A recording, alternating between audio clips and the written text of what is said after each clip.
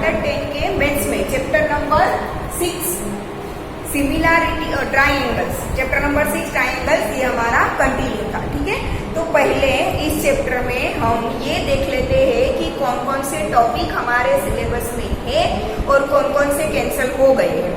ठीक है, एक्सरसाइजेस में से थोड़े क्वेश्चन सिलेबस में है, थोड़े नहीं है, तो क्या सिलेबस में है क्या नहीं है, ठीक है, वो मैं आपको पहले टिक करवा देती हूँ।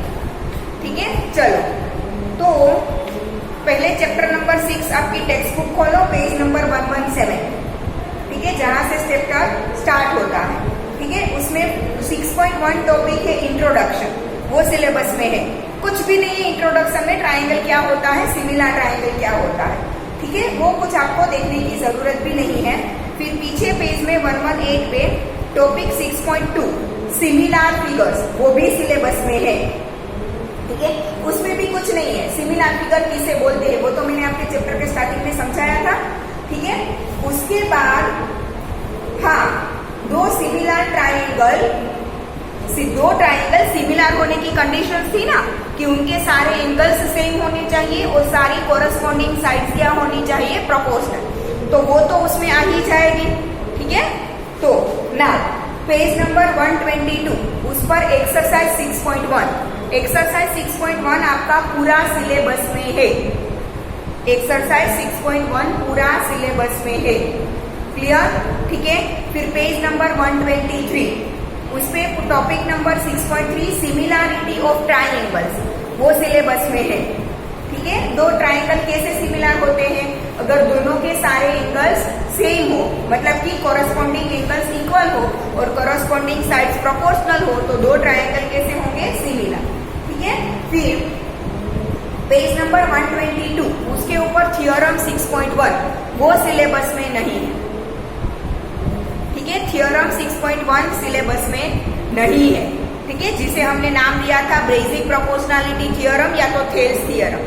देखो स्टेटमेंट है ना, जो थ्योरम का स्टेटमेंट सिर्फ समझना कि क्या कहना चाहता है, थ्योरम का प्रूफ आपके एग्जाम में नहीं आएगा, इस तरीके से वो कैंसल है। ठीक है, सिर्फ वो स्टेटमेंट क्या कहना चाहता है वो सिर्फ समझ लेना। ठीक है, बाकी पूरा थ्योरम एग्जाम में प्रूव करना पूछा जाएगा तो वो नहीं है। उस तरीके से हमारा थ्योरम 6.1 कैंसल है। क्लियर? फिर पेज नंबर 126 उसके ऊपर है थ्योरम 6.2, वो भी कैंसल, थ्योरम 6.2 भी कैंसल। ठीक है, उसके नीचे है एग्जाम्पल 1, वो भी कैंसल। फिर पेज नंबर 127 पे एग्जाम्पल 2, वो भी कैंसल। फिर नीचे है एग्जाम्पल 3, वो भी कैंसल।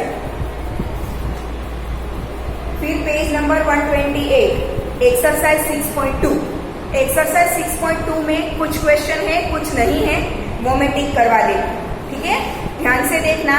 एक्सरसाइज 6.2 उसमें क्वेश्चन नंबर 1 है, क्वेश्चन नंबर 2 भी है सिलेबस में।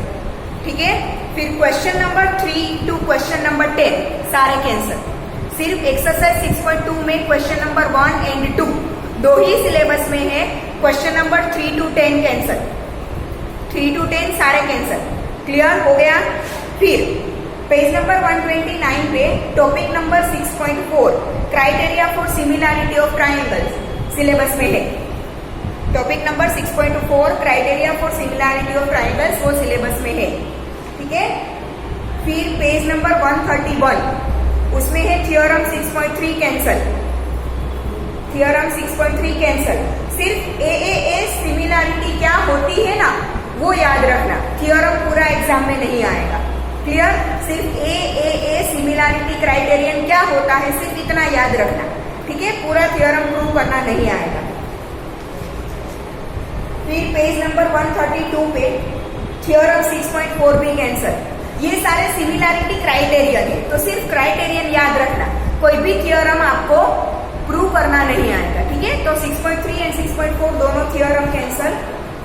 पेज नंबर 134 पे थ्योरम 6.5 भी कैंसल।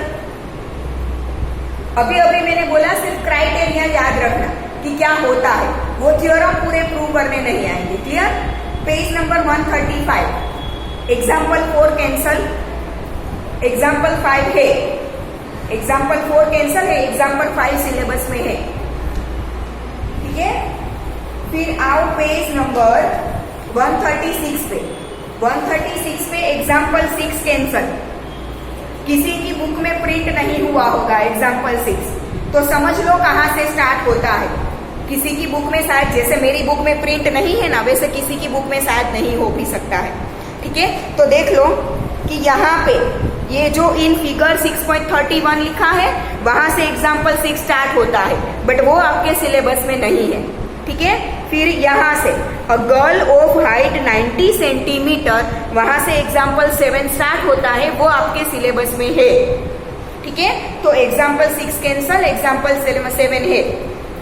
फिर पेज नंबर 137 पे एग्जाम्पल 8 कैंसल। फिर पेज नंबर 138 पे एक्सरसाइज 6.3। एक्सरसाइज 6.3 में क्वेश्चन नंबर 1 आपके सिलेबस में है। क्वेश्चन नंबर 1 है, फिर क्वेश्चन नंबर 2 भी है, question 3 cancel, question 3 cancel, question 1 2 है, क्वेश्चन 3 कैंसल। फिर पीछे के सारे क्वेश्चन कैंसल। एक्सरसाइज 6.3 में सिर्फ क्वेश्चन 1 एंड 2 है, क्वेश्चन 3 to 16 कैंसल। ठीक है, कितना कम हो गया, देखो चैप्टर पूरा इजी हो गया। हार्ड चैप्टर था ना, सबसे इजी हो गया। ठीक है, 6.3 में सिर्फ क्वेश्चन 1 2 है, 3 to 16 कैंसल। ना page number 141, topic number 6.5 areas of similar triangle, that is in your syllabus में है। नीचे है थियोरम 6.6, सिलेबस में है। थियोरम 6.6 आपके सिलेबस में है। ठीक है, फिर पेज नंबर 143 पे एग्जाम्पल 9 कैंसल। फिर नीचे एक्सरसाइज 6.4 क्वेश्चन नंबर 1 है। एक्सरसाइज 6.4 का क्वेश्चन नंबर 1 सिलेबस में है, क्वेश्चन नंबर 2 कैंसल। फिर question number 3 to 7 cancel. Question 1 है, क्वेश्चन नंबर 2 3 4 5 6 एंड 7 कैंसल। फिर क्वेश्चन 8 है, क्वेश्चन 8 है सिलेबस में, क्वेश्चन 9 कैंसल। मतलब क्या है, एक्सरसाइज 6.4 में क्वेश्चन नंबर 1 एंड 8 वो दोनों है, बाकी के सारे कैंसल। क्लियर। फिर पेज नंबर 144 पे नीचे पाइथागोरस थियोरम सिलेबस में है। पेज नंबर 145 पे थियोरम 6.7 कैंसल। पेज नंबर 145 उस पे थियोरम 6.7 कैंसल। थियोरम 6.8 है, थियोरम 6.8 है, पाइथागोरस थियोरम है उसका नाम। थियोरम 6.8 का नाम क्या है, Pythagoras theorem, that is in your syllabus. Clear. फिर पीछे 146 page number theorem 6.9 cancel. Page number 147 example 10 cancel, example 11 है। फिर पीछे 148 page number example 12 cancel, example 13 cancel. Page number 149 पे एग्जाम्पल 14 कैंसल। फिर पेज नंबर 150, पेज नंबर 150 आपको बहुत अच्छी न्यूज मिलने वाली है। पेज नंबर 150 में एक्सरसाइज 6.5, एक्सरसाइज 6.5 उसका क्वेश्चन नंबर 17 लास्ट क्वेश्चन देखो। एग्जाम्पल्स एक्सरसाइज 6.5 का क्वेश्चन नंबर 17 लास्ट क्वेश्चन, वो एक ही सिलेबस में है, बाकी के 1 to 16 सारे cancel. Exercise 6.5 question number 1 to question number 16 सारे कैंसल, सिर्फ लास्ट का क्वेश्चन नंबर 17 एक ही है सिलेबस में। क्लियर। और 6.6 तो वैसे भी ऑप्शनल थी, तो वो तो आएगी ही नहीं। आ गया, ये हो गया पूरा चैप्टर नंबर 6। तो आप गिन के देखो ना, तो गिन के सिर्फ 15 क्वेश्चन आपके सिलेबस में होंगे। पूरे चैप्टर में से गिन के 15 क्वेश्चन सिलेबस में होंगे, बाकी का सब कुछ कैंसिल हो गया। ठीक है, तो अब हम पढ़ना स्टार्ट करें जहां से पहुंचे थे। कहां पर पहुंचे थे हम, एक्सरसाइज 6.3 हमारी हो चुकी थी। ठीक है, उसमें 1-2 क्वेश्चन बाकी थे, तो वो तो अब सिलेबस में है नहीं, तो वो तो करना है नहीं। ठीक है, अब देखते हैं थियोरम 6.6। एक्सरसाइज 6.3 तो निकल गया, बाकी था वो। ठीक है, था उतना तो पहले हो ही चुका है, जो सिलेबस में निकल गया वो जाने दो। चलो थियोरम 6.6, तो थियोरम 6.6 आपके सिलेबस में है। ठीक है, तो वो समझते हैं क्या। थ्योरम 6.6 ऐसा बोलता है कि अगर दो ट्रायंगल सिमिलर है, अगर दो ट्रायंगल सिमिलर है तो उनके एरिया का रेशियो, दो ट्रायंगल सपोज कि ये है ट्रायंगल ABC और ये है ट्रायंगल DEF या तो PQR, whatever you can say.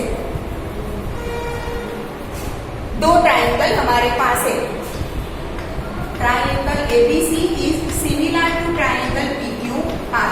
दो ट्रायंगल अगर सिमिलर है तो उनके एरिया का ratio, area of triangle ABC, area of triangle PQR, दो ट्रायंगल के एरिया का रेशियो सिमिलर ट्रायंगल, हाँ कैसे होने चाहिए, सिमिलर होने चाहिए, ठीक है। दो सिमिलर ट्रायंगल के एरिया का रेशियो क्या होता है, उनकी कोरस्पॉन्डिंग साइड्स के स्क्वायर का रेशियो। देखो कोरस्पॉन्डिंग साइड्स, यहाँ पे AB के कोरस्पॉन्डिंग कौन है, PQ, यहाँ पे AB, उसके कोरस्पॉन्डिंग यहाँ पे कौन है, PQ, तो दोनों के स्क्वायर का रेशियो मतलब कि AB square upon PQ square.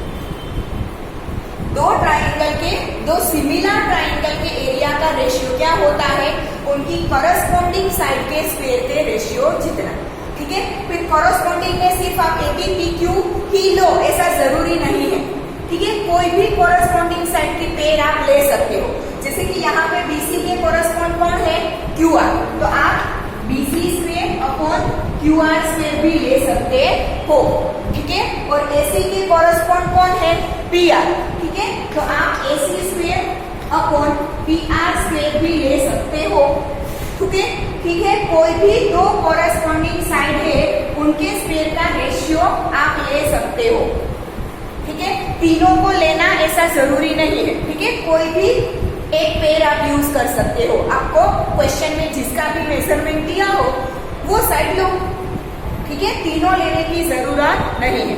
याद इतना रखना है कि दो सिमिलर ट्रायंगल के एरिया का रेशियो क्या होता है, कोरस्पॉन्डिंग साइड के स्क्वायर का रेशियो, ठीक है, ठीक है। दोनों ट्रायंगल की जो कोरस्पॉन्डिंग साइड्स होती है ना उनके स्क्वायर का रेशियो होता है, ठीक है। दिस इज थ्योरम 6.6, ठीक है। अब हम सेंटेंस लिख ले थ्योरम 6.6 का, मैं डिक्टेट करती हूँ, आप लिखो थ्योरम 6.6, लिखो the ratio of the areas of two similar triangles, the ratio of the areas of two similar triangles is equal to the square of the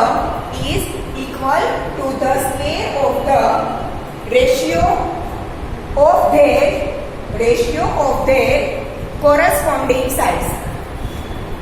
लिख लिया, ठीक है। Ratio of the areas of two similar triangle is equal to the ratio of the square of their corresponding sides, ठीक है। Corresponding side के square का ratio जितना होता है। हो गया theorem 6.6। Then let's move to exercise, ठीक है। एक्सरसाइज 6.4 क्वेश्चन नंबर 1, दो ही क्वेश्चन है ना, क्वेश्चन 1 और 8 दो सिलेबस में है, वो दोनों कर लेते हैं, ठीक है। बाकी का सिलेबस में नहीं है तो वो करने की भी जरूरत नहीं है। एक्सरसाइज 6.4 क्वेश्चन नंबर 1,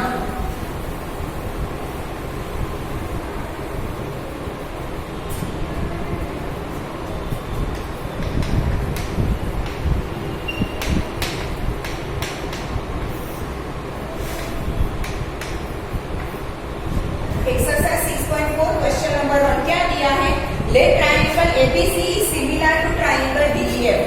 हमें दिया है triangle ABC is similar to triangle DEF। अब क्या बोला है, and their areas be respectively 64 centimetre square and 121, दोनों के area of ABC is equal to 64 centimetre square and area of DEF is equal to 121 centimetre square, ये हमें दिया, ठीक है। एरियाज रेस्पेक्टिवली बोला है, मतलब कि ABC का 64 और DEF का 121।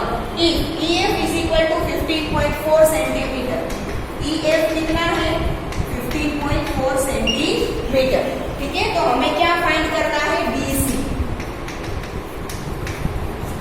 BC फाइंड करना है, ठीक है। दिया है, यहाँ पे हमें EF दिया, मतलब कि ये वाला EF, उसके कोरस्पॉन्डिंग साइड यहाँ पे क्या होगा BC, क्योंकि EF कौन सी पोजीशन में है, सेकेंड एंड थर्ड, तो यहाँ पे सेकेंड एंड थर्ड पोजीशन पे BC, मतलब कि EF एंड BC जो भी दो साइड हमें दी है वो दोनों क्या है, कोरस्पॉन्डिंग साइड है। ठीक है, तो थ्योरम 6.6 के अकॉर्डिंग हम एरिया और कोरस्पॉन्डिंग साइड्स का यूज कर सकते हैं।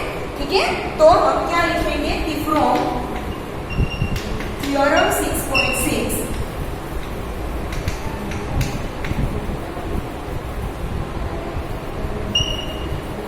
from theorem 6.6 area of ABC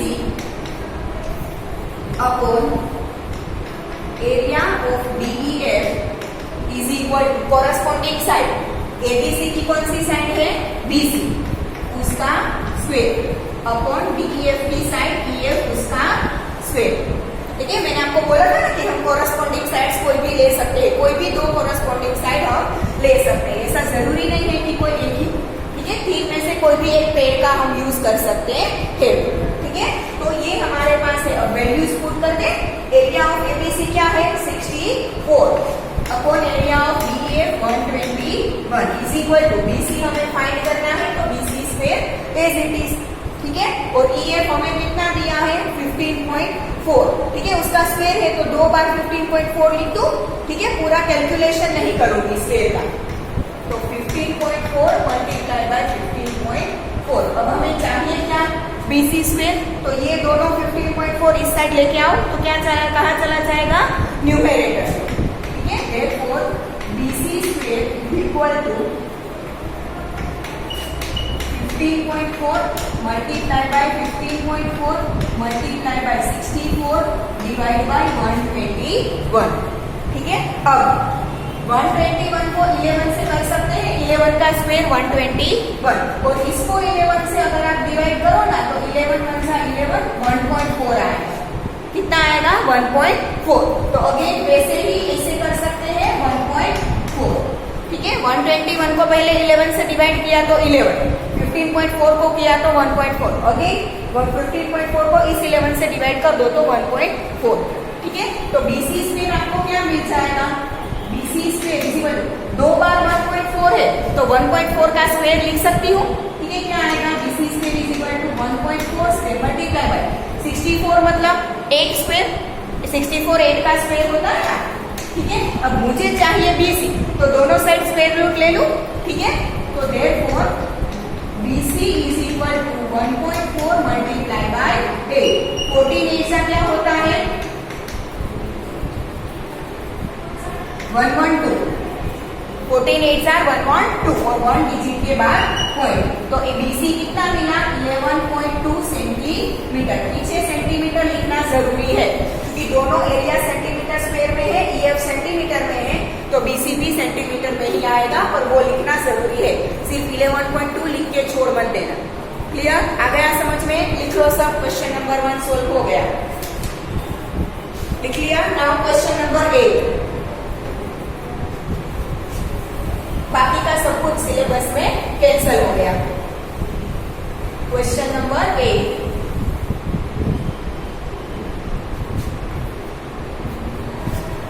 क्या है, ABC and BDE are two equilateral triangles such that D is the midpoint of BC। पहले दो ट्रायंगल दिए हैं, ये ट्रायंगल ABC इक्विलेटरल ट्रायंगल है। अब BC का मिड पॉइंट है D, BC का मिड पॉइंट क्या है D है। ठीक है, तो ये B और D को कंबाइन करके एक ट्रायंगल बनता है BDE। ये B और D का यूज करके ऐसे बना इक्विलेटरल ट्रायंगल दूसरा BDE। ठीक है, ऐसे हमें दिया है, ध्यान से देखो। ABC and BDE are two equilateral triangles such that D is the midpoint of BC।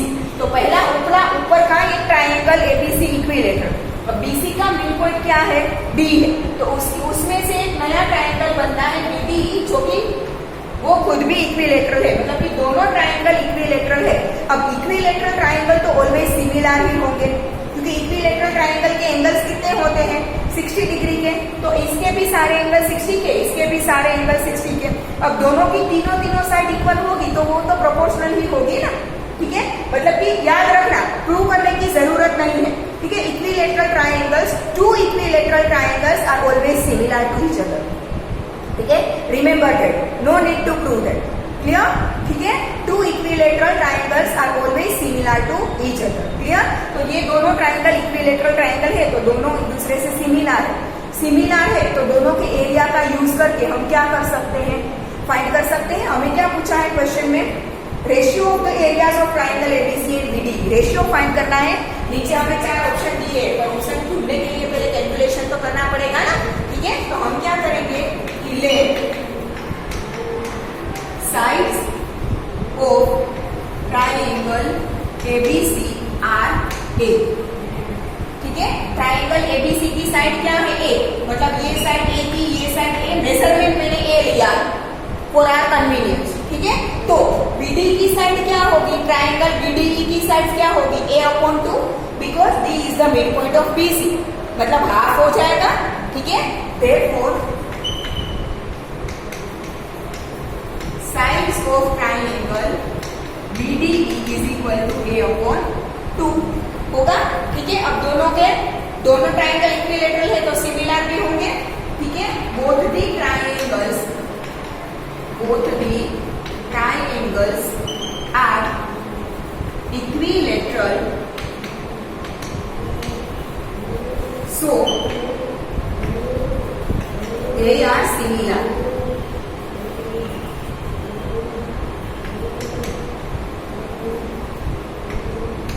Similar है तो थ्योरम 6.6 अप्लाई कर सकते हैं, ठीक है। Therefore, area of triangle ABC upon area of triangle BDE is equal to क्या होगा, corresponding side के स्क्वायर का रेशियो, ठीक है। तो कोई भी साइड आप कोरस्पॉन्ड ले सकते हो ना, क्योंकि इक्वल साइड है तो किसी के कोरस्पॉन्ड कोई भी लो, कोई फर्क नहीं पड़ता, सारे एंगल 60 है तो किसी के कोरस्पॉन्ड कोई भी लो, कोई फर्क नहीं पड़ता, ठीक है। तो हम क्या लेते हैं, AB square upon BD square, triangle ABC की साइड AB और BDE की साइड BD, ठीक है। अब AB ट्रायंगल ABC की साइड क्या है, A, मतलब कि A का स्क्वायर, BD क्या है, a/2, ट्रायंगल BDE की साइड क्या है, a/2, ठीक है। तो a/2 उसका स्क्वायर, ठीक है। अब स्क्वायर करो तो ऊपर A स्क्वायर, नीचे A स्क्वायर डिवाइड बाय 4, ठीक है। ये 4 ऊपर चला जाएगा तो A स्क्वायर क्या हो जाएगा, कैंसल, ऊपर नीचे A स्क्वायर कैंसल हो जाएगा और 4 कहाँ चला जाएगा, ऊपर। तो इज इक्वल टू क्या मिला मुझे, 4 मिला। 4 मतलब मैं 4/1 लिख सकती हूँ, 4 मतलब 1/4, तो क्या मिला मुझे, area of triangle ABC upon area of BDE is equal to 4/1, ठीक है। दैट मीन्स की रेशियो में 4:1 बोल सकती हूँ, ठीक है। क्या बोल सकती हूँ कि area of ABC is to area of BDE is equal to 4:1। क्या मिला रेशियो मुझे, 4:1। कौन सा ऑप्शन आएगा आपका, ऑप्शन सी, 4:1 हो गया, ठीक है। लिख लो क्वेश्चन नंबर 1 सब।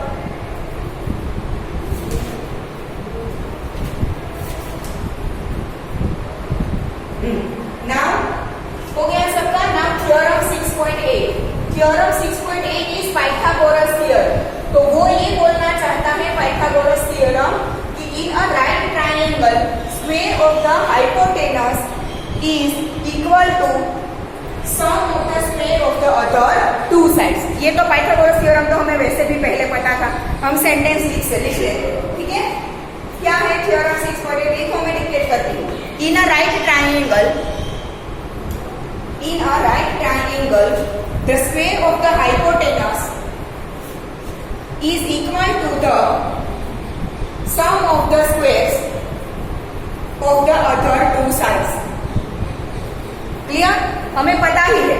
देखो सपोज कि ये ट्रायंगल ABC है, राइट ट्रायंगल, ठीक है, जिसमें B90 है, तो ये क्या हो गया, हाइपोटेनस हो गया, ठीक है। तो हाइपोटेनस का स्क्वायर क्या होता है, बाकी की 2 side AB square plus BC square, बाकी की 2 साइड की स्क्वायर का टोटल, क्लियर, ठीक है। ये है पाइथागोरस थ्योरम, ठीक है। तो ये थ्योरम 6.8 सिलेबस में था तो वो हमने पता ही था हमें पहले ही, ठीक है। नाउ हम क्या करेंगे अब, एक्सरसाइज 6.5 उसका लास्ट क्वेश्चन 17 एक ही सिलेबस में है, वो कर लेते हैं तो चैप्टर खत्म, ठीक है। क्या है 17 question number, tick the correct answer and justify, ठीक है। करेक्ट आंसर टिक भी करना है और जस्टिफाई करना है, मतलब कि प्रूव करना है कि हमने कैसे कैलकुलेट किया वो दिखाना है, ठीक है। इन ट्राइंगल एबीसी क्या दिया है हमें, exercise 6.5 question number 17, triangle ABC दिया है, उसमें साइड दी है AB is equal to 6√3, AC is equal to 12 centimetre, BC is equal to 6 centimetre, angle B कितना है वो हमें दिखाना है, ठीक है। तो हम पहले देखेंगे कि पाइथागोरस प्रूव हो रहा है तो B क्या होगा, 90 डिग्री का होगा। तो पाइथागोरस प्रूव करने के लिए क्या करना पड़ेगा, पहले तो तीनों साइड का स्क्वायर करना पड़ेगा, तो वो कर लेते हैं पहले, ठीक है। पहले AB स्क्वायर क्या होगा, पहले दोनों का स्क्वायर फाइंड कर लेते हैं, फिर देखेंगे कि प्रूव हो रहा है या नहीं, ठीक है। AB स्क्वायर क्या होगा, 6√3 का स्क्वायर, अब 6 का स्क्वायर 36 और √3 का स्क्वायर 3, ठीक है। क्या आएगा 36 मल्टीप्लाई बाय 3 मतलब कि 108। AB स्क्वायर कितना आएगा, 36 3 108। वैसे ही हम देखेंगे AC स्क्वायर, AC कितना है 12, AC स्क्वायर 12, तो AC स्क्वायर कितना मिला 144, ठीक है। फिर BC 6 सेंटीमीटर है तो BC स्क्वायर मतलब 6 स्क्वायर, तो BC square is equal to क्या मिला मुझे 36, ठीक है। अब आप देख सकते हो कि AC का स्क्वायर 144 और AB और BC के स्क्वायर को आप टोटल करोगे मतलब कि 108 प्लस 36 मतलब 144, ठीक है। देखो कैसे होता है, अब हम करेंगे AB square plus BC square, ठीक है। AB स्क्वायर कितना है 108, BC का स्क्वायर 36, दोनों का टोटल करो तो 144, जो कि आपको मिलता है AC स्क्वायर। कितना मिलता है, AC के स्क्वायर जितना, दैट मीन्स कि we can say that AC square is equal to AB square plus BC square, हम लिख सकते हैं, ठीक है। तो AC हाइपोटेनस बना, ठीक है। देयरफॉर फ्रॉम पाइथागोरस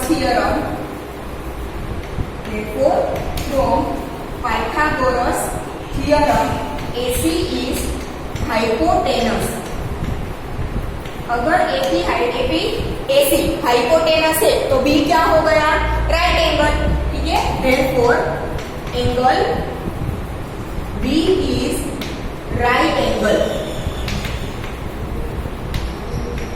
ठीक है। B राइट एंगल है, therefore angle B is equal to 90 degree, clear, ठीक है। ये हो गया प्रूफ। पहले जो 3 साइड थी उनका हमने स्क्वायर किया, स्क्वायर करने के बाद हमें पता चला कि AB और BC का स्क्वायर दोनों का सम करो तो हमें AC के स्क्वायर जितना मिलता है, दैट मींस कि AC क्या है हाइपोटेनस और AC हाइपोटेनस है तो B क्या हो गया, राइट एंगल, तो एंगल B क्या आएगा 90 डिग्री, ठीक है। तो क्या आएगा आपका answer option C 90 degree, clear, ठीक है। लिख लिया सबने क्वेश्चन नंबर 17 एक्सरसाइज 6.5, क्लियर। तो यहाँ पे हमारा ये चैप्टर नंबर 6 भी खत्म होता है, ठीक है। जितना सिलेबस में था उतना हमने कर दिया, आगे का जो सिलेबस में नहीं था और आगे हमारा हो चुका है, ठीक है, उन क्वेश्चन को हमेशा के लिए छोड़ मत देना, ठीक है। थोड़ा बहुत तो उसका समझ में रखना, क्योंकि ये गवर्नमेंट है, पेपर निकालने वाले भी गवर्नमेंट स्कूल के ही टीचर्स होंगे और उनका दिमाग फिरा हुआ होता है, आपको पता है, ठीक है। तो वो कहाँ से क्या पूछ लेंगे दैट इज नॉट डिसाइड, ठीक है। वो लोग कुछ भी ध्यान में नहीं रखते, फिर हम कुछ आर्ग्यूमेंट भी नहीं कर सकते, ठीक है। तो वो क्वेश्चन मैं ऐसा नहीं कर रही हूँ, कह रही हूँ कि 100% पूरा सिलेबस आप रट लो, ठीक है। जितना सिलेबस में है आपका उतना बहुत अच्छे से करो, ठीक है। बट जो सिलेबस में नहीं है वो भी कभी कभी देखने का रखो, ठीक है। पूरा छोड़ मत दो, ताकि अगर कहीं से ना करे नारायण और कहीं से अगर आ जाए तो आप थोड़ा बहुत तो उसमें लिख सको, ठीक है। सारे सब्जेक्ट के लिए बोल रही हूँ, जो सिलेबस में नहीं है वो कंप्लीटली स्किप मत कर देना, क्लियर, ठीक है। हो गया ये चैप्टर नंबर 6, इसी के साथ हमारा सेम 1 का सिलेबस खत्म होता है, ठीक है। नेक्स्ट लेक्चर से हम रिवीजन स्टार्ट करेंगे। आई थिंक रिवीजन की तो हमें डाउट सॉल्यूशन वाले वीडियोस हम ले ही रहे हैं, तो शायद रिवीजन की जरूरत नहीं होगी, फिर भी हम थोड़ा बहुत करेंगे। ठीक है, मैं आपको फिर रिवीजन करते वक्त बता भी दूंगी कि कौन से चैप्टर में क्या क्या सिलेबस में है और क्या क्या कैंसिल हो गया।